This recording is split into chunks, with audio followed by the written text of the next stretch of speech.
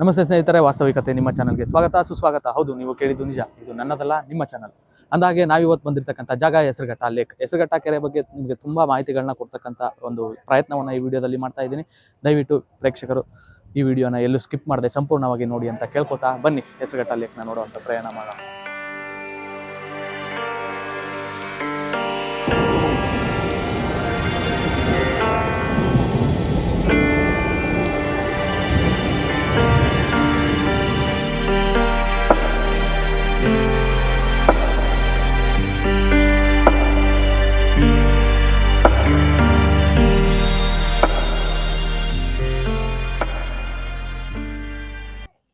So ಇಲ್ಲಿ ಜಲಮಂಡಳಿಯವರು ಕೂಡ ಒಂದು ಸೈನ್ ಬೋರ್ಡನ್ನು ಹಾಕಿದ್ದಾರೆ. ಬೆಂಗಳೂರು ಜಲಮಂಡಳಿ ನಿಷೇಧಿಸಲ್ಪಟ್ಟ ಪ್ರದೇಶ. ಈ ಆವರಣದಲ್ಲಿ ಪ್ಲಾಸ್ಟಿಕ್ ತ್ಯಾಜ್ಯ ವಸ್ತುಗಳನ್ನು ಹಾಕಬಾರದು. ಚಿತ್ರೀಕರಣವನ್ನು ನಿಷೇಧಿಸಲಾಗಿದೆ.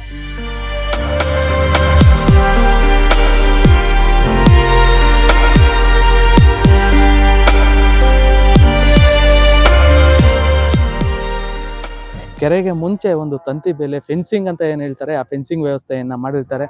ಈ ವ್ಯವಸ್ಥೆಯನ್ನು ಮಾಡಿರ್ತಕ್ಕಂಥ ಉದ್ದೇಶ ಏನಿರ್ಬೋದು ಅಂತ ನಿಮ್ಗೆ ಯಾರಿಗಾದ್ರೂ ಗೊತ್ತಿದ್ರೆ ಕಮೆಂಟ್ ಮಾಡಿ. ನನ್ನ ಪ್ರಕಾರ ಪ್ಲಾಸ್ಟಿಕ್ ತ್ಯಾಜ್ಯನ ಕೆರೆಗೆ ಎಸಿಬಾರ್ದು ಅನ್ನೋದು ಒಂದು ಕಾರಣ ಆದರೆ, ಯಾರು ಆಯ ತಪ್ಪಿ ಕೆರೆ ಒಳಗಡೆ ಬೀಳಬಾರ್ದು ಅನ್ನೋದು ಇನ್ನೊಂದು ಕಾರಣ ಇರ್ಬೋದು. ಸೊ ಆಯ ತಪ್ಪಿ ಬೀಳೋದಿರಲಿ, ಇತ್ತೀಚೆಗೆ ಸೂಸೈಡ್ ಪ್ರಕರಣಗಳು ಕೂಡ ಆಗ್ತಾ ಇರ್ತವೆ ಈ ಥರ ಒಂದು ಕೆರೆ ಏರಿ ಮೇಲಿಂದ ಒಳಗಡೆ ಬೀಳೋದಕ್ಕೆ. ಅದನ್ನೆಲ್ಲ ತಡೆಯೋದಕ್ಕೆ ಬೆಂಗಳೂರು ಜಲಮಂಡಳಿಯವರು ತುಂಬ ಒಳ್ಳೆಯ ಒಂದು ಕಾರ್ಯವನ್ನು ನಿರ್ವಹಿಸಿದ್ದಾರೆ ಅಂತ ಹೇಳೋದಕ್ಕೆ ಇಷ್ಟಪಡ್ತೀನಿ. ನೋಡಿ, ಇದೇ ಕೆರೆಯಲ್ಲಿ ನೀರು ತುಂಬ ಕಡಿಮೆ ಆಗಿದೆ. ಇದಕ್ಕೆಲ್ಲ ಕಾರಣ ಎಲ್ಲಿನೋ ಎಫೆಕ್ಟ್ ಅಂತ ನಾನು ಅಂದ್ಕೊಂಡಿದ್ದೀನಿ. ನಿಮ್ಮ ಅಭಿಪ್ರಾಯನ ಕೂಡ ಕಮೆಂಟ್ ಮಾಡಿ. ಹಾಗೆ ಮುಂದೆ ಹೋದರೆ ಬೆಂಗಳೂರು ಜಲಮಂಡಳಿಯವರು ಮತ್ತೊಂದು ಸೈನ್ ಬೋರ್ಡನ್ನು ಹಾಕಿದ್ದಾರೆ. ಅತಿಕ್ರಮ ಪ್ರವೇಶ ಕಾನೂನು ಬಾಹಿರ. ಕೆರೆಯ ಆವರಣದಲ್ಲಿ ಪ್ಲಾಸ್ಟಿಕ್, ಪೇಪರ್, ತ್ಯಾಜ್ಯ ವಸ್ತುಗಳನ್ನು ಹಾಕಬಾರದು ಅಂತ ಹೇಳಿ ಹಾಕಿದ್ದಾರೆ. ರಿಸ್ಟ್ರಿಕ್ಟೆಡ್ ಏರಿಯಾ ಅಂತೆ. ಸೊ ಇದು ಕೆರೆಯ ಏರಿ ಮೇಲೆ ಹಾಗೆ ನಡ್ಕೊಂಡು ಹೋಗ್ತಾ ಇದ್ದರೆ ನಮಗೆ ಎಡಭಾಗದಲ್ಲಿ ಸುಮಾರು ಚೇರ್ಗಳು ಕಾಣಿಸುತ್ತೆ. ಆಸನಗಳು ನಮಗೆ ಕಾಣಿಸುತ್ತೆ. ಎಡಭಾಗದಲ್ಲಿ ಸುಮಾರು ಆಸನಗಳನ್ನ ನಾವು ನೋಡ್ಬೋದು. ಈ ಆಸನಗಳ ಮೇಲೆ ಕೂತ್ಕೊಂಡು ಆರಾಮಾಗಿ ವಿಶ್ರಾಂತಿಯನ್ನು ತಗೊಳ್ತಾ ಇಲ್ಲಿ ಬಂದಂಥ ಪ್ರವಾಸಿಗರಿರ್ಬೋದು ಅಥವಾ ವಾಕಿಂಗ್ ಬಂದಂಥ ಇದೇ ಊರಿನ ಗ್ರಾಮಸ್ಥರಿರ್ಬೋದು ವಿಶ್ರಾಂತಿಯನ್ನು ಪಡ್ಕೊತಾರೆ. ಇವತ್ತು ನಾವು ಅದೇ ಒಂದು ಹಾಸುಗಲ್ಲಿನ ಮೇಲೆ ಕೂತ್ಕೊಂಡು ಈ ಒಂದು ಕೆರೆ ಬಗ್ಗೆ ಒಂದಷ್ಟು ಮಾಹಿತಿಗಳನ್ನ ಕೊಡ್ತೀನಿ, ಕೇಳಿ ವೀಕ್ಷಕರೇ. ಈ ಕೆರೆನ ಯಾರು, ಯಾವಾಗ, ಏನಕ್ಕೋಸ್ಕರ ಕಟ್ಟಿದ್ರು ಅನ್ನೋ ವಿಷಯನ ತಿಳಿಸುವಂಥ ಪ್ರಯತ್ನ ಈಗ ನಾನು ಮಾಡ್ತಾ ಇದ್ದೀನಿ. ಸುಮಾರು 19ನೇ ಶತಮಾನದ ಅಂತ್ಯಕಾಲದಲ್ಲಿ ಬೆಂಗಳೂರು ಬೆಳೀತಾ ಇರ್ತಕ್ಕಂಥದ್ದನ್ನ ನೋಡಿ ಆಗಿನ ಮಹಾರಾಜರಿಗೆ ಒಂದು ಚಿಂತೆ ಬರುತ್ತೆ. ಆ ಚಿಂತೆ ಏನಪ್ಪ ಅಂತಂದರೆ, ಬೆಂಗಳೂರಿನಲ್ಲಿ ಮುಂದೆ ಒಂದಿನ ಜನದಟ್ಟಣೆ ಜಾಸ್ತಿ ಆಗುತ್ತೆ, ಆಗ ಅಲ್ಲಿನ ಜನಕ್ಕೆ ನೀರಿನ ಸಮಸ್ಯೆ ಎದುರಾಗುತ್ತೆ ಅಂತ. ಈ ನೀರಿನ ಸಮಸ್ಯೆಗೆ ಕಾರಣ ಏನಪ್ಪ ಅಂತಂದರೆ, ಆಗ ಬೆಂಗಳೂರಿನಲ್ಲಿ ಇರ್ತಕ್ಕಂಥ ಅಂತರ್ಜಲ ಮಟ್ಟ ಕಡಿಮೆ ಆಗ್ತಿರ್ತೈತೆ. ಬಾವಿಗಳಲ್ಲಿ ನೀರು ಕಡಿಮೆ ಆಗಿರುತ್ತೆ, ಇನ್ನು ಕೆರೆಗಳಂತೂ ಹೆಸರಿಲ್ದಂಗೆ ಕಾಣೆ ಆಗ್ತವೆ ಅಂತ ಅವ್ರಿಗೆ ಮೊದಲೇ ಮನವರಿಕೆ ಆಗಿತ್ತು ಅಂತ ಅನಿಸುತ್ತೆ. ಕಾರಣ ಇಷ್ಟೇ, ಬೆಂಗಳೂರು ಬೆಳೀತಾ ಇದ್ದಂಗೆ ಜನಸಂಖ್ಯೆ ಜಾಸ್ತಿ ಆಗುತ್ತೆ. ಜನಸಂಖ್ಯೆ ಜಾಸ್ತಿ ಆಗ್ತಿದ್ದಂಗೆ ಅಲ್ಲಿರ್ತಕ್ಕಂಥ ಜನಗಳ ಉಪಯೋಗಿಸ್ತಕ್ಕಂಥ ಮೋರಿ ನೀರುಗಳನ್ನ ಆ ಕೆರೆಗಳಿಗೆ ಬಿಡ್ತಾರೆ ಅನ್ನೋ ಒಂದು ಐಡಿಯಾ ಆವಾಗಿನ ಕಾಲಕ್ಕೆ ಅವ್ರಿಗೆ ಬಂದಿರುತ್ತೆ ಅಂತ ನಾನು ಅಂದ್ಕೊಂಡಿದ್ದೀನಿ. ಆವಾಗ ಮೈಸೂರಿನ ಮಹಾರಾಜರಾಗಿರ್ತಕ್ಕಂಥ ನಾಲ್ವಡಿ ಕೃಷ್ಣದೇವರಾಜ ಒಡೆಯರ್ ಹಾಗೂ ಜಯಚಾಮರಾಜೇಂದ್ರ ಒಡೆಯರ್ ಇಬ್ಬರೂ ಸೇರಿ ಆಗಿನ ದಿವಾನರಾಗಿರ್ತಕ್ಕಂಥ ಕೆ ಶೇಷಾದ್ರಿ ಅಯ್ಯರ್ ಅವ್ರ ಮುಂದೆ ಈ ಒಂದು ಸಮಸ್ಯೆಯನ್ನು ಇಡ್ತಾರೆ. ಈ ಸಮಸ್ಯೆಯನ್ನು ಕೆ ಶೇಷಾದ್ರಿ ಅಯ್ಯರ್ ಅವರು ಚೀಫ್ ಇಂಜಿನಿಯರ್ MC ಹಚಿಸನ್ ಅವರ ಜೊತೆ ಸೇರಿಬಿಟ್ಟು ಬಗೆಹರಿಸೋ ಒಂದು ಪ್ರಯತ್ನವನ್ನು ಮಾಡ್ತಾರೆ. ಈ ಪ್ರಯತ್ನದಲ್ಲಿ ಬೆಂಗಳೂರಿನ ಸುತ್ತಮುತ್ತಲ ಇರ್ತಕ್ಕಂಥ ಜಲ ಸಂಪನ್ಮೂಲಗಳನ್ನ ಶೋಧನೆ ಮಾಡುವಂಥ ಕಾರ್ಯಕ್ರಮ ಶುರುವಾಗುತ್ತೆ.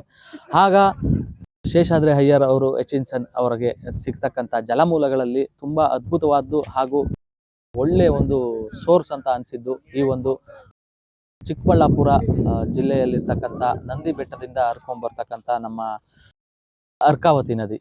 ನಂದಿ ಬೆಟ್ಟದಿಂದ ಬೆಂಗಳೂರಿವರೆಗೂ ತುಂಬ ಸ್ವಚ್ಛಂದವಾದ ವಾತಾವರಣದಲ್ಲಿ ಹರ್ಕೊಂಡ್ಬರ್ತಕ್ಕಂಥ ಈ ನದಿ ನೀರು ಕುಡಿಯೋದಕ್ಕೆ ಯೋಗ್ಯ ಅನ್ನೋದು ಮನವರಿಕೆ ಆಗುತ್ತೆ. ಅಷ್ಟೇ ಅಲ್ಲದೆ ಈ ಒಂದು ನದಿಗೆ ಅಣೆಕಟ್ಟನ್ನು ಕಟ್ಟೋದಕ್ಕೆ ಹೆಸರುಘಟ್ಟ ಸಮೀಪದಲ್ಲಿ ಒಂದು ವಿಶಾಲವಾದ ಜಾಗ ಕೂಡ ಸಿಗುತ್ತೆ. ಈ ಒಂದು ನಿರ್ಧಾರವನ್ನು ಅವರು ಆಗಲೇ ಕೈ ತಗೊಂಡಿರ್ತಾರೆ. ಈ ವಿಷಯವನ್ನು ತಗೊಂಡೋಗಿ ನಮ್ಮ ಮೈಸೂರು ಮಹಾರಾಜರ ಮುಂದೆ ಇಟ್ಟಾಗ ಅವರು ಕೂಡ ಇದಕ್ಕೆ ಗ್ರೀನ್ ಸಿಗ್ನಲ್ನ ಕೊಟ್ಟು 1894ರಲ್ಲಿ ಈ ಒಂದು ಕೆರೆ ಏರಿಯನ್ನು ನಿರ್ಮಾಣ ಮಾಡೋದಕ್ಕೆ ಗುದ್ಲಿ ಪೂಜೆ ಕೂಡ ಆಗೋಗುತ್ತೆ.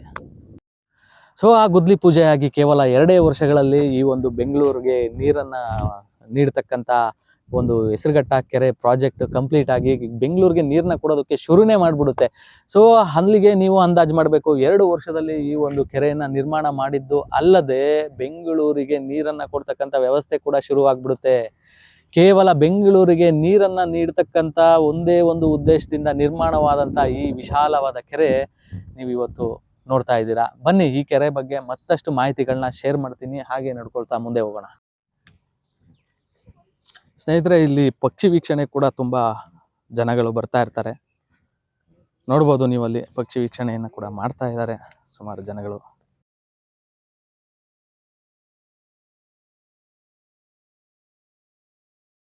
ಹಾಗೆ ಮುಂದೆ ಹೋಗೋಣ ಬನ್ನಿ. ಬಲಕ್ಕೆ ತಿರುಗಿದ್ರೆ ಎಲ್ಲ ಅಡಿಕೆ ಮತ್ತು ತೆಂಗಿನ ತೋಟಗಳು, ತುಂಬ ಅದ್ಭುತವಾದ ವಾತಾವರಣ ಇಲ್ಲಿದೆ. ಹೀಗೆ ಮುಂದೆ ಹೋಗೋಣ. ನೋಡಿ ಅಲ್ಲಿ ಮತ್ತೊಂದು ತಂಡ ಪಕ್ಷಿ ವೀಕ್ಷಣೆಯನ್ನು ಮಾಡ್ತಾ ಇದೆ. ನೋಡೋಣ, ಅವ್ರನ್ನ ಮಾತಾಡ್ಸೋಂಥ ಒಂದು ಪ್ರಯತ್ನ ಕೂಡ ಮಾಡೋಣ.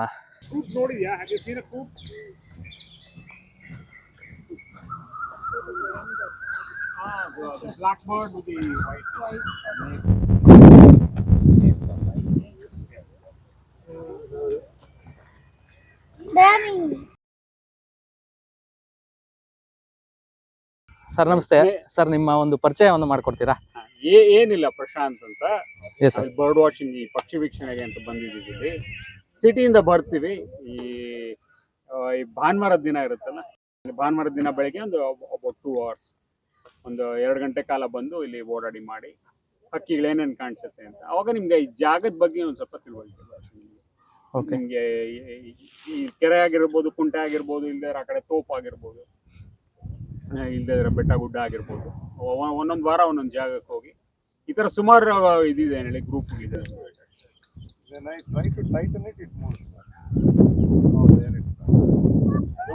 ಮೂರ್ ಕಡೆ ಇದೆ. The female sparrows there now. I think the breeding.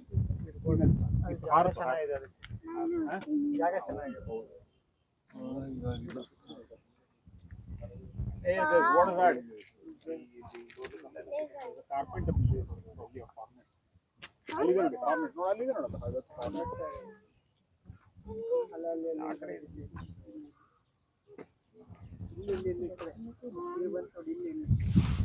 ಇಲ್ಲಿದೆ ನೋಡು, ಇಲ್ಲಿ ವೆಸ್ಪಾ. ಆಮೇಲೆ ಲಿಜರ್ಡ್. That's Vespa in fact. ಅಲ್ಲಿ ಲಿಜರ್ಡ್ ಇದೆ. ಇದು ಸ್ವಲ್ಪ ಮೇಲ್ ಮಾಡಿ ಇಟ್ಟಿದ್ರಮ್ಮ. ಇದೆಯಲ್ಲ, ಈ ಮೇಲ್ ಮಾಡಿ ಸ್ವಲ್ಪ ಮೇಲ್ ಫೋಕಸ್ ಮಾಡಿ. ಸ್ವಲ್ಪ ಕೆಳಗಡೆ ಬರುತ್ತೆ. ಇಲ್ದೇವ್ರೆ ಸರ್ ಎಷ್ಟು ಗಂಟೆಗೆ ಬಂದ್ರಿ ಸರ್ ಈ ಕಡೆ? ನಾವು 7:30 ಬಂದ್ವಿ. 7:30 ಬಂದ್ವಿ. 9:30 ಇನ್ನ ಹಕ್ಕಿಗಳು ನೋಡ್ತಾ ಇದೀವಿ ನೋಡಿ. ಎಷ್ಟೆಲ್ಲ ಹಕ್ಕಿಗಳು ಕಾಣಿಸಿದೆ ನಮ್ಗೆ? ಏನಿಲ್ಲ ಅಂತಂದ್ರೆ ಒಂದು 30-32 ಪ್ರಭೇದಗಳು ಕಾಣಿಸಿದೆ. ಅದರಲ್ಲಿ ಯಾವ್ದಾದ್ರು ಇಂಟ್ರೆಸ್ಟಿಂಗ್ ಆಗಿರೋ 1-2 ಪ್ರಭೇದಗಳನ್ನ ಹೇಳ್ಬೋದಾ? ಇಲ್ಲ, ಪ್ರತಿಯೊಂದು ಅದರಲ್ಲಿ ಇಂಟ್ರೆಸ್ಟಿಂಗ್ ಇಲ್ಲ ಅಂತ ಅನ್ನಕ್ ಆಗೋದಿಲ್ಲ. ನೀವು ಯಾವ್ದನ್ನು ಕಡೆಗಣಿಸಕ್ ಆಗೋದಿಲ್ಲ ಅದನ್ನ. ಇದ್ರಲ್ಲಿ ಕೆಲವು ಇದು ನೋಡಿ, ಅಂಬರದ ಗುಬ್ಬಿ ಅಂತ ಕರೀತಾರೆ, ಸ್ವಾಲೋಸ್ ಅಂತ ಏನೋ ಕರೀತಾರೆ.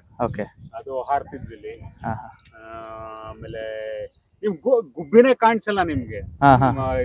ಬೆಂಗಳೂರಿನಲ್ಲಿ ಗುಬ್ಬಿನೇ ಕಾಣಿಸಲ್ಲ. ಅಲ್ಲಿ ಗುಬ್ಬಿಗಳಿದ್ವು ಇಲ್ಲಿ, ಗೂಡ್ ಮಾಡ್ಕೊಂಡಿದ್ವಿ ನಾವು. ಆಮೇಲೆ ಇದು ಕಾಣಿಸ್ತು, ನಿಮ್ ಮಿಂಚುಳ್ಳಿ, ಕಿಂಗ್ ಫಿಶರ್ಸ್ ಆಗ್ಲಿ ಸುಮಾರು ಕಾಣಿಸಿದೆ ನಮ್ಗೆ. ಇಂಥದ್ ಕಾಣಿಸಿಲ್ಲ ಅಂತಲ್ಲ, ನೀರಲ್ಲಿ ಕಾಣಿಸ್ತು, ಆಳವಾದ ನೀರಲ್ಲಿ ಕಾಣಿಸ್ತು, ದಡದ ಹತ್ರ ಕಾಣಿಸ್ತು, ಪೊದೆಗಳಲ್ಲಿ ಕಾಣಿಸ್ತು, ಮರದಲ್ಲಿ ಕಾಣಿಸ್ತು, ನಿಮ್ಗಲ್ಲಿ ಆ ಜೊಂಬಕಾಯಿ ಅಂತ ಏನಿದೆ ಅದ್ರಲ್ಲಿ ಕಾಣಿಸ್ತು. ಕಿಂಗ್ ಫಿಶರ್ ಏನಾದ್ರು ಕಾಣಿಸ್ತು? 2 ತರ ಕಾಣಿಸ್ತು, 2 ಪ್ರಭೇದ ಕಾಣಿಸ್ತು. ಇವ್ರು ನೋಡಿ, ಈ ಮಗುಗೆ ಇವಾಗ ಇನ್ನೊಂದ್ ತರ 3ನೇ ಪ್ರಭೇದ ಹುಡುಕ್ತಾ ಇದಾರೆ. ಅದ್ರಲ್ಲಿ ಮಿಂಚುಳ್ಳಿಲಿ ಬಿಳಿ ಕಪ್ಪದ ಒಂದಿರುತ್ತೆ, ವೈಟ್ ಕಿಂಗ್ ಫಿಶರ್ ಅಂತ ಕರೀತಾರೆ. ಅದನ್ನ ಹುಡುಕ್ತಾ ಇದ್ದಾಳೆ ಅವಳು, ಇನ್ನ ಸಿಕ್ಕಿಲ್ಲ. ನೀಲಿದ್ ಕಾಣಿಸಿದೆ 2, ಒಂದ್ ದೊಡ್ಡ ಗಾತ್ರದ ಒಂದು ಚಿಕ್ಕದೊಂದಿದೆ, ಅದೆರಡು ಕಾಣಿಸಿದೆ. ಕಾಣುತ್ತೆ, ಕಾಣಲ್ಲ ಅಂತಲ್ಲ, ಮೇಲೆ ಮೇಲೆ ಬಂದ್ರೆ ಕಾಣಿಸುತ್ತೆ ನೋಡಿ. ಅದು ಗುಳುಮುಳುಕ ಅಂತ ನಿಮ್ಗೆ ಕೇಳಿಸುತ್ತೆ. ಬಂದಿರುತ್ತೆ.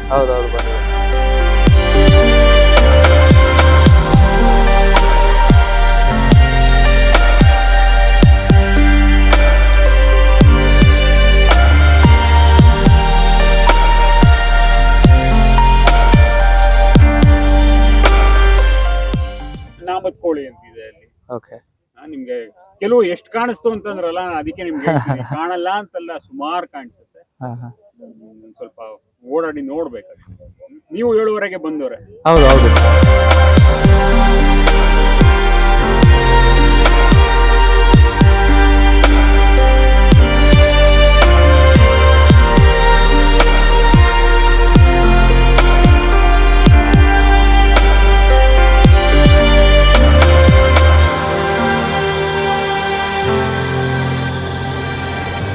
Bird watching community from Bangalore. ಸುಮಾರು ಗ್ರೂಪ್ಗಳಿದೆ. ಓಕೆ. ಅದ್ರಲ್ಲಿ ನಾವು ಒಂದು 15-20 ಜನ. Yes sir. ಓಕೆ ನೋಡಿ. ಓಕೆ. ಥ್ಯಾಂಕ್ ಯು ಸರ್, ಧನ್ಯವಾದಗಳು.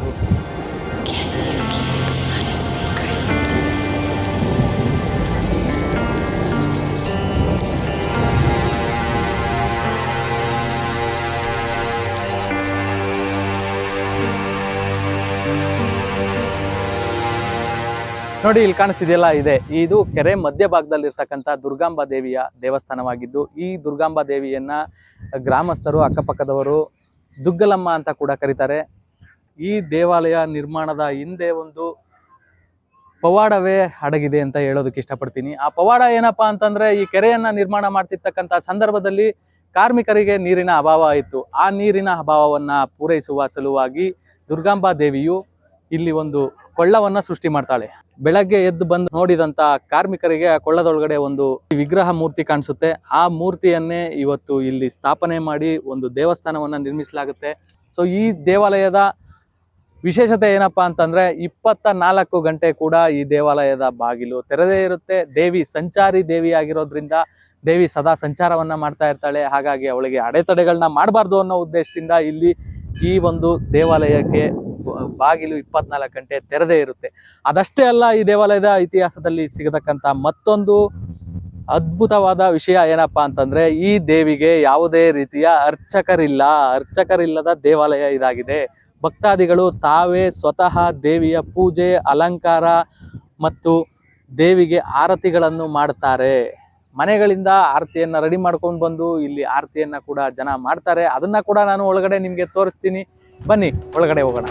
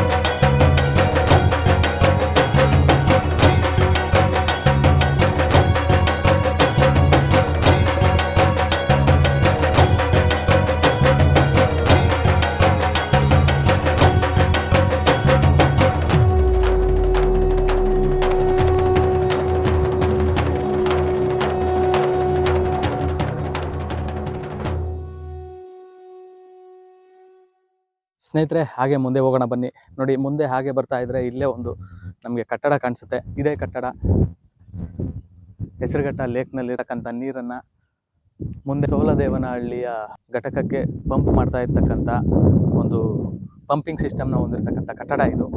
ಈ ಕಟ್ಟಡವನ್ನು ನೋಡ್ತಾ ಇದ್ದಂಗೆ ನಮಗೆ ಇದರ ಕಾರ್ಯವೈಖರಿ ಹೇಗಿರ್ಬೋದು ಅನ್ನೋ ಒಂದು ಅಂದಾಜು ಬರುತ್ತೆ. ನೋಡಿ, ಅಲ್ಲಿ ಕಾಣಿಸ್ತಾ ಇದೆಯಲ್ಲ, ಅದೇ ಒಂದು ಪೈಪ್ನ ಮೂಲಕ ಕೆರೆಯಿಂದ ನೀರನ್ನು ಒಳಗಡೆ ತಗೊಂಡು ಈ ಕೆರೆಯ ನೀರಿನ ಒತ್ತಡ ಅಂದರೆ ಈ ಕೆರೆ ನೀರಿನ ಪ್ರೆಷರ್ ಮತ್ತು ಗುರುತ್ವಾಕರ್ಷಣ ಬಲ ಎರಡನ್ನೂ ಉಪಯೋಗಿಸ್ಕೊಂಡು, ಗ್ರಾವಿಟಿ ಪವರ್ ಅಂತ ಕೇಳ್ಬೋದು, ಇಟ್ಟಿಗೆಯಿಂದ ನಿರ್ಮಾಣ ಮಾಡಿರ್ತಕ್ಕಂಥ ಒಂದು ಪೈಪ್ಲೈನ್ನ ಮೂಲಕ ಪ್ರಾರಂಭದಲ್ಲಿ ನೀರು ಸೋಲದೇವನಹಳ್ಳಿ ಸ್ಟೇಷನ್ಗೆ ಸೇರ್ತಾ ಇತ್ತು.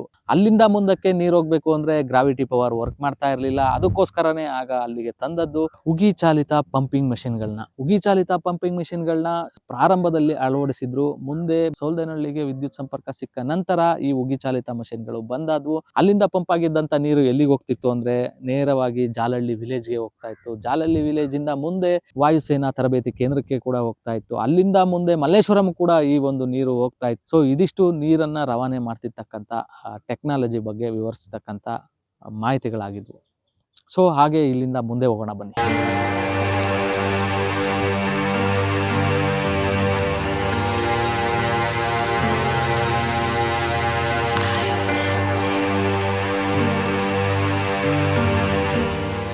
ಹಾಗೆ ಬಂದ ನಮಗೆ ಒಂದು ಸೇತುವೆ ಸಿಗುತ್ತೆ. ಈ ಸೇತುವೆ ಈ ಕಡೆ ಕೆರೆ ದಡದಿಂದ ಆ ಕಡೆ ಕೆರೆ ದಡಕ್ಕೆ ಸೇರ್ಸಕ್ಕಂಥ ಒಂದು ಸೇತುವೆ ಆಗಿರುತ್ತೆ. ಈ ಸೇತುವೆ ಮೂಲಕ ನಾವು ಐವರಘಂಟಪುರವನ್ನು ತಲುಪೋದಕ್ಕೆ ತುಂಬ ಹೆಲ್ಪ್ ಆಗುತ್ತೆ ಅಂತ ಹೇಳ್ಬೋದು. ನೋಡಿ, ಇದೆ ಆ ಸೇತುವೆ. ಬನ್ನಿ ಹೋಗೋಣ ಸೇತುವೆ.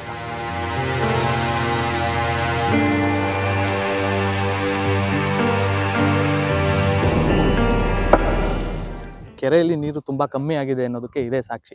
ಸೇತುವೆ ಕೆಳಗೆ ನೀರಿಲ್ಲ ಸದ್ಯಕ್ಕೆ. ಕೆರೆ ತುಂಬಿದಾಗ 100% ಸೇತುವೆ ಕೆಳಗೆಲ್ಲ ನೀರಿರುತ್ತೆ. ವ್ಯೂ ಕೂಡ ತುಂಬ ಚೆನ್ನಾಗಿರುತ್ತೆ. ಇಲ್ಲಿ ಓಡಾಡೋದು ಕೂಡ ಒಂದೊಳ್ಳೆ ಮಜಾ ಬರುತ್ತೆ ಅಂತ ಹೇಳೋದಕ್ಕೆ ಇಷ್ಟಪಡ್ತೀನಿ. ಸೊ ಅಲ್ಲಿದೆ ನೋಡಿ ಸೈಫನ್ ಸಿಸ್ಟಮ್. ಇದೇ ಸೈಫನ್ ಸಿಸ್ಟಮ್. ಈ ಒಂದು ಸೈಫನ್ ಸಿಸ್ಟಮನ್ನು ನಿರ್ಮಾಣ ಮಾಡ್ತಾ ಇರ್ತಕ್ಕಂಥ ಸಂದರ್ಭದಲ್ಲಿ ಇದರ ಕಾರ್ಯವನ್ನು ಪರಿಶೀಲನೆ ಮಾಡೋದಕ್ಕೆ ಒಂದ್ಸರ್ತಿ ವಿಶ್ವೇಶ್ವರಯ್ಯ ಅವರು ಬಂದಿದ್ರು ಅನ್ನೋದು ಸತ್ಯ ಸಂಗತಿ. ಆದರೆ ಇಲ್ಲಿನ ಜನಗಳಿಗೆ ಒಂದು ತಪ್ಪು ಮಾಹಿತಿ ಇದೆ, ಈ ಒಂದು ಕೆರೆಯನ್ನು ನಿರ್ಮಾಣ ಮಾಡಿದ್ದೆ ವಿಶ್ವೇಶ್ವರಯ್ಯ ಅವರು ಅಂತ. ಆದರೆ ಈ ಕೆರೆಯನ್ನು ನಿರ್ಮಾಣ ಮಾಡಿದ್ದು ವಿಶ್ವೇಶ್ವರಯ್ಯ ಅವರು ಅಲ್ಲ, MC ಹಚಿನ್ಸನ್ ಅವರು ಈ ಒಂದು ಕೆರೆಯನ್ನು ನಿರ್ಮಾಣ ಮಾಡ್ತಾರೆ. ಆಗಿನ ಕಾಲದಲ್ಲಿ ಚೀಫ್ ಇಂಜಿನಿಯರ್ ಆಗಿರ್ತಕ್ಕಂಥ HC ಹಚಿನ್ಸನ್ ಈ ಒಂದು ಸಾಹಸವನ್ನು ಮಾಡಿರ್ತಾರೆ. ಇಲ್ಲಿಂದ ಮುಂದೆ ಬಂದರೆ ನೋಡಿ, ಇಲ್ಲಿ ಮುಂದೆ ಕಾಣಿಸುತ್ತೆ ಯೋಗ ಮಾಡ್ತಾ ಇರ್ತಕ್ಕಂಥ ಜಾಗ. ಬೆಳಗ್ಗೆ ಎದ್ದ ತಕ್ಷಣ ಬಂದರೆ ಇಲ್ಲೆಲ್ಲರೂ ಯೋಗವನ್ನು ಮಾಡ್ತಾ ಇರ್ತಾರೆ. ತುಂಬ ಅದ್ಭುತವಾದ ಜಾಗ, ನೋಡೋದಕ್ಕೂ ಕೂಡ ತುಂಬ ಚೆನ್ನಾಗಿದೆ. ಒಂದು ಒಳ್ಳೆ ಮಳೆ ಮರ ಇದೆ. ಈ ಮಳೆ ಮರದ ಕೆಳಗಡೆ ಯೋಗವನ್ನು ಮಾಡ್ತಾ ಇರ್ತಾರೆ.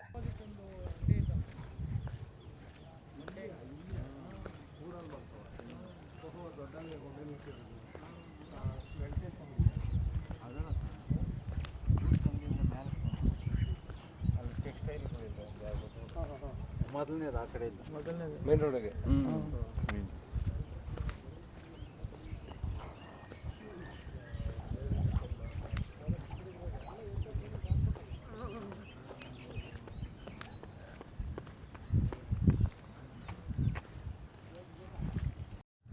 ಸೊ ಇಲ್ಲಿ ಎಲ್ಲ ಯೋಗ ಮತ್ತು ಎಕ್ಸಸೈಸ್ಗಳನ್ನ ಮಾಡ್ತಾ ಇರ್ತಾರೆ ಜನ ಮಾರ್ನಿಂಗು, ಅರ್ಲಿ ಮಾರ್ನಿಂಗ್ ಎದ್ದು ಬಂದು. ಸೊ ಇಲ್ಲಿ ಏನಷ್ಟು ಸೊಳ್ಳೆ ಕಾಟ ಕೂಡ ಇಲ್ಲ ಅಂತ ತಿಳ್ಕೊತೀನಿ. ಎಲ್ಲರೂ ಹೇಳ್ತಾ ಇದ್ದಾರೆ ಇಲ್ಲೇನಷ್ಟು ಸೊಳ್ಳೆಗಳಿಲ್ಲ.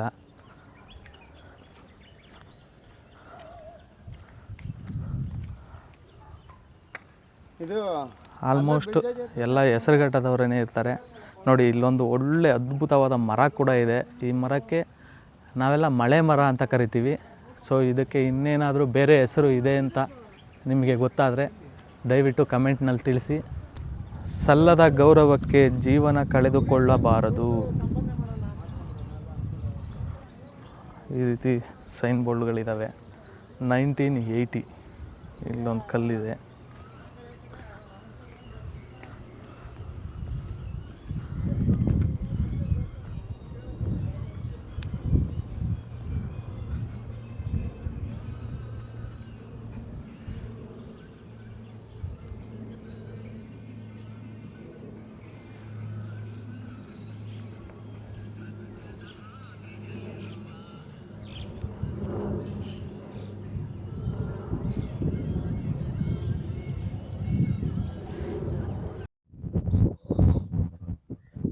ಈ ಒಂದು ಕೆರೆ ಏರಿ ಮೇಲೆ ಹಾಗೆ ನಡ್ಕೊಂಡು ಬರ್ತಾ ಇದ್ರೆ ಗಾಳಿ ನಮಗೆ ಯಾವ ರೀತಿ ಮುತ್ತು ಕೊಡುತ್ತೆ ಅಂತಂದರೆ ಅದ್ಭುತ. ಅದು ನಾವು ವಿವರಣೆ ಕೂಡ ಮಾಡೋಕ್ಕಾಗಲ್ಲ. ಬೈಕ್ನಲ್ಲಿ ರೈಡ್ ಮಾಡಬೇಕಾದ್ರೆ ಎಷ್ಟು ಗಾಳಿ ಬೀಸುತ್ತೋ ಅಷ್ಟು ಗಾಳಿ ನನಗೆ ಈಗ ಆಪೋಸಿಟಲ್ಲಿ ಹೊಡಿತಾ ಇದೆ. ಈ ಒಂದು ಗಾಳಿಯ ಅಪ್ಪುಗೆ ನನಗೆ ತುಂಬ ಇಷ್ಟ ಆಗ್ತಾ ಇದೆ.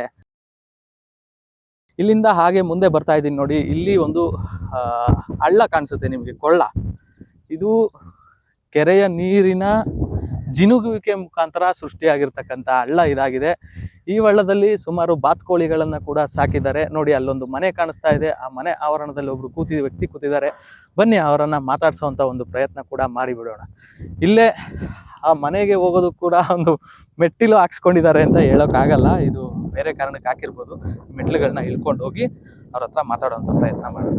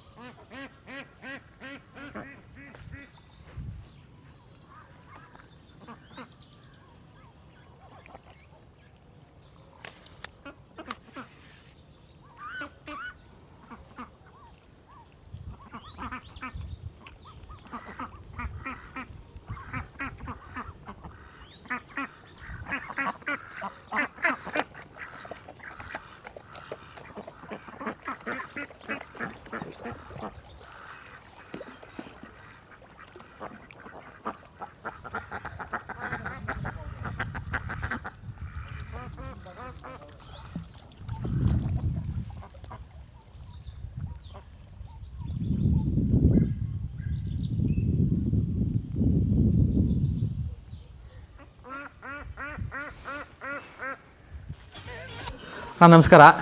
ಸೊ ನೋಡಿ, ಇವ್ರ ಹೆಸರು ರಮೇಶ್ ಅಂತ ಹೇಳ್ಬಿಟ್ಟು, ಈಗ ನಾವು ತೋರಿಸಿದ್ವಲ್ಲ ಹಿಂದೆ ಕೆರೆ ಪಕ್ಕದಲ್ಲೇ ಒಂದು ಮನೆ ಇದೆ. ಸೊ ಆ ಮನೆ ಓನರು ಹಾಗೂ ಈ ಸ್ವಗ್ರಾಮ ಇದೇ ಗ್ರಾಮದಲ್ಲಿ ವಾಸವಾಗಿರ್ತಕ್ಕಂಥ ರಮೇಶ್ ಸರ್ ನಮಸ್ಕಾರ ಸರ್, ನಿಮಗೆ ಚಾನಲ್ಗೆ ಸ್ವಾಗತ. ಸೊ ನಾವು ಏನು ಕೇಳ್ತೀವಿ ಅಂದರೆ, ಈಗ ಕೆರೆ ಪಕ್ಕದಲ್ಲೇ ನೀವು ಇರೋದ್ರಿಂದ ನಿಮಗೆ ಇತ್ತೀಚಿನ ಇತಿಹಾಸಗಳು ತುಂಬ ಚೆನ್ನಾಗಿ ಗೊತ್ತಿರುತ್ತೆ. ಕೆರೆ ಒಳಗಡೆ ಇವಾಗ ಯಾವ ಥರ ವಿದ್ಯಮಾನಗಳು ನಡೀತಾ ಇದ್ದಾವೆ. ಸೊ ಆ ಮೀನುಗಾರಿಕೆ ಬಗ್ಗೆ ಏನಾದರೂ ಹೇಳೋದಾದರೆ? ಮೀನುಗಾರಿಕೆ ಸರ್ಕಾರ ಮೀನು ಬಿಡುತ್ತೆ, ರೈತರಿಗೆ ಸಹಾಯ ಆಗಲಿ ಅಂತೇಳಿ ಲೈಸೆನ್ಸ್ ತಗೊಂಡು ಲೈಸೆನ್ಸ್ ಕೊಡ್ತಾರೆ. ಅವರು ವರ್ಷಕ್ಕೆ 30,000 ಕಟ್ಟಿ 1 ವರ್ಷ ಪೂರ್ತಿ ಮೀನು ಹಿಡಿತಾರೆ. ಮೀನುಗಾರಿಕೆ ಇಲಾಖೆಯಿಂದ ಇದೇ ಗ್ರಾಮದವರೇ ಆಗಿರ್ಬೋದಾ ಅಥವಾ ಬೇರೆ ಕಡೆಯಿಂದ ಕೂಡ ಬಂದು? ಅಕ್ಕಪಕ್ಕದವ್ರು ಮಾತ್ರ, ಬೇರೆ ಜಿಲ್ಲೆಗಳಿಂದ ಬಂದು ಇಲ್ಲಿ ಮಾಡೋದಿಲ್ಲ, ಯಾರು ಮಾಡೋದಿಲ್ಲ. ಸೊ ಇದು ಮೀನುಗಾರಿಕೆ ಬಗ್ಗೆ ಆಯಿತು. ಈ ಒಂದು ಕೆರೆಯಲ್ಲಿ ನೀರು ಬರ್ತಕ್ಕಂಥ ಸಂದರ್ಭದಲ್ಲಿ ಸುಮಾರು ಜನ ಇದರಲ್ಲಿ ಪ್ರಾಣಾಹುತಿ ಕೂಡ ಆಗಿದೆ. ಸುಮಾರು ಜನ ಈಜಾಡೋದಕ್ಕೆ ಹೋಗಿ ಪ್ರಾಣವನ್ನು ಕಳ್ಕೊಂಡಿದ್ದಾರೆ. ನೀವು ಹೇಳಿದಾಗೆ ಈ ಮೀನುಗಾರಿಕೆಗೆ ಹೋಗಿ ಕೂಡ ಸುಮಾರು ಜನ ಪ್ರಾಣವನ್ನು ಕಳ್ಕೊಂಡಿದ್ದಾರೆ. ಅದು ಇತ್ತೀಚೆಗೆ ಏನಾದರೂ ನಡೀತಾ ಇದೆಯಾ ಆ ಥರ?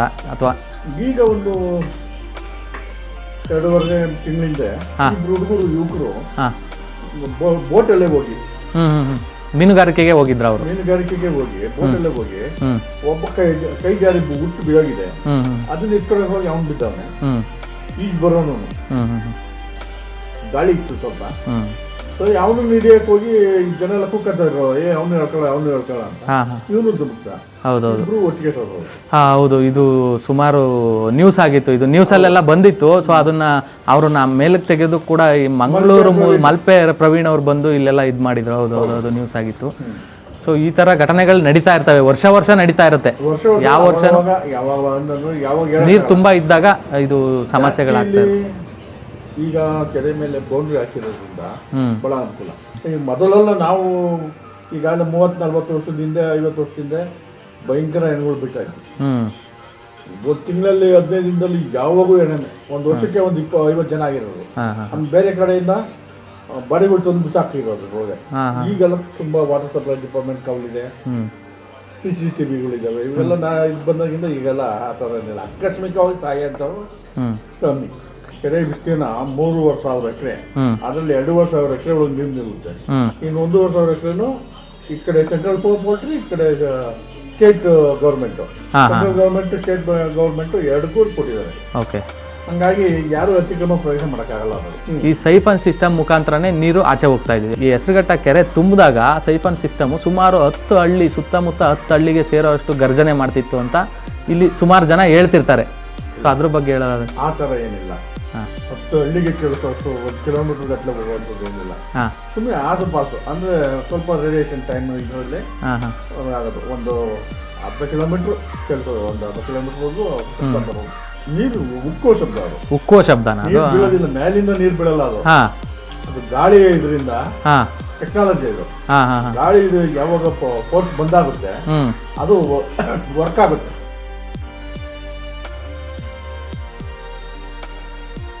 ಈ ಕೆಳಗಡೆ 2-3 ಊರುಗಳಿದ್ದ, ಮುತ್ಕೂರು, ಕಾಲೇನಹಳ್ಳಿ, ಈ ಕಡೆ ಸರ್ವಾಪುರ ಬಂದು ಬೆತ್ತ ಊರು, ಸ್ವಲ್ಪ ಜನಗಳೆಲ್ಲ ವಾಸ ಮಾಡ್ತಾ ಇದ್ರು ಕೆಟ್ಟಿರೋದು.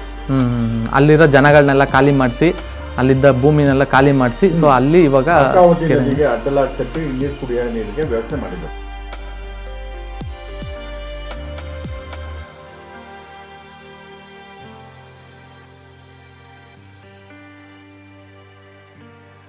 ಈ ನಮ್ಮ ದುಗ್ಲಮ್ಮ ಗುಡಿ ಇತಿಹಾಸದ ಬಗ್ಗೆ ಹೇಳ್ತಾ ಹೋದರೆ ನಮ್ಮ ಅಕ್ಕಪಕ್ಕದ ಊರುಗಳಲ್ಲಿ ಈಗಲೂ ಅದು ಒಂದು ಪ್ರತೀತಿ ಇದೆ. ಏನಪ್ಪ ಅಂತಂದರೆ, ನಮ್ಮ ಊರಿನಲ್ಲಿ ದನ ಅಥವಾ ಕರು, ಕುರಿ, ಮೇಕೆ ಈ ಥರ ಸಾಕು ಪ್ರಾಣಿಗಳು ಯಾವುದಾದ್ರೂ ಕಳೆದೋಗ್ಬಿಡ್ತು ಅಂದರೆ ಅವರು ಅಲ್ಲೇ ನಿಂತ್ಕೊಂಡು ಈ ದಿಕ್ಕಿಗೆ ಮುಖ ಮಾಡಿಬಿಟ್ಟು ದುಗ್ಲಮ್ಮಂಗೆ ಒಂದು ಹರಕೆ ಕಟ್ಕೊತಾರೆ. ಸೊ ನನಗೆ ಆ ಒಂದು ಹಸು ವಾಪಸ್ಸು ಸಿಕ್ಕಿದ್ರೆ ನಾನು ನಿನ್ನ ಸನ್ನಿಧಿಗೆ ಬಂದು ಒಂದು ಪೂಜೆ ಸಲ್ಲಿಸ್ತೀನಿ, ಒಂದು ಕೋಳಿನೋ ಏನಾದರೂ ಅರ್ಪಿಸ್ತೀನಿ ಅಂತ ಹೇಳ್ಬಿಟ್ಟು ಹರಕೆ ಕಟ್ಕೊಂತಾರೆ. ಈ ಥರ ಪ್ರತೀತಿಗಳು ಕೂಡ ತುಂಬ ಇದ್ದಾವೆ ದುಗ್ಲಮ್ಮ ದೇವಸ್ಥಾನಕ್ಕೆ. ಹೌದೌದು.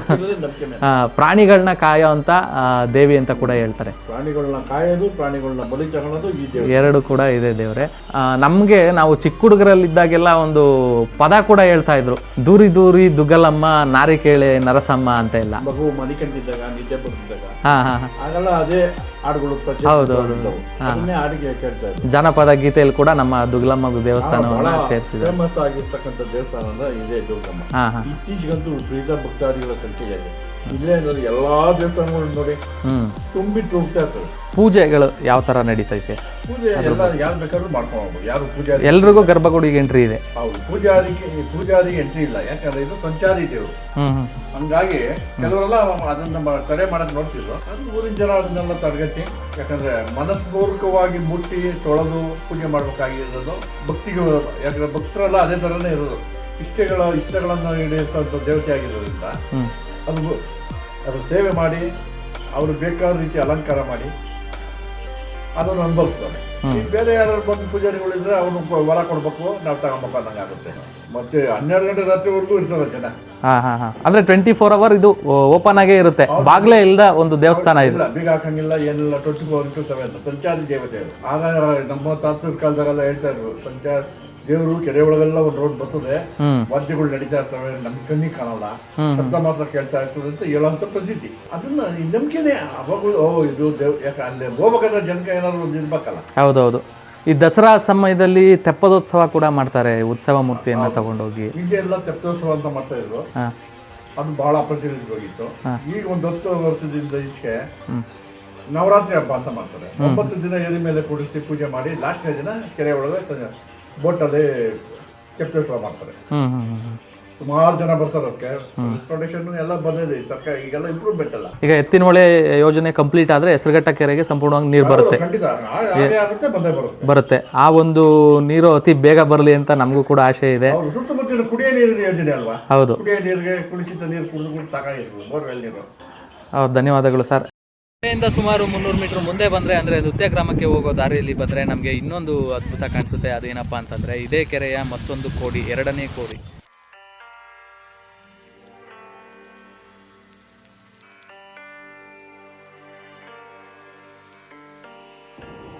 ಇಲ್ಲಿ ಕೂಡ ಒಂದು ಅದ್ಭುತವಾದ ಮಳೆ ಮರ ಇದೆ. ಆದರೆ ಇಲ್ಲಿ ಜನ ಓಡಾಡೋದಕ್ಕೆ ಅಷ್ಟು ಇಷ್ಟಪಡಲ್ಲ. ನೋಡಿ, ಇದೇ ಏರಿ. ಆ ಕಡೆಯಿಂದ ನಾನು ಏರಿ ತೋರಿಸ್ನಲ್ಲ, ಅಲ್ಲಿಂದ ಹಾಗೆ ನಡ್ಕೊಂಬಂದರೆ ನಾವು ಇಲ್ಲಿಗೆ ಬಂದು ತಲುಪ್ತೀವಿ, ಈ ಜಾಗಕ್ಕೆ. ಈ ಕಡೆ ಸಿಮೆಂಟಿನ ರಸ್ತೆ ಎಲ್ಲ ಏನೂ ಮಾಡಿಲ್ಲ, ಹಾಗೆ ಇದೆ. ಇದು ಕೆರೆ. ನೋಡಿ ಇದು ಕೆರೆ. ಈಗ ನೀರು ಅಲ್ಲಿದೆ.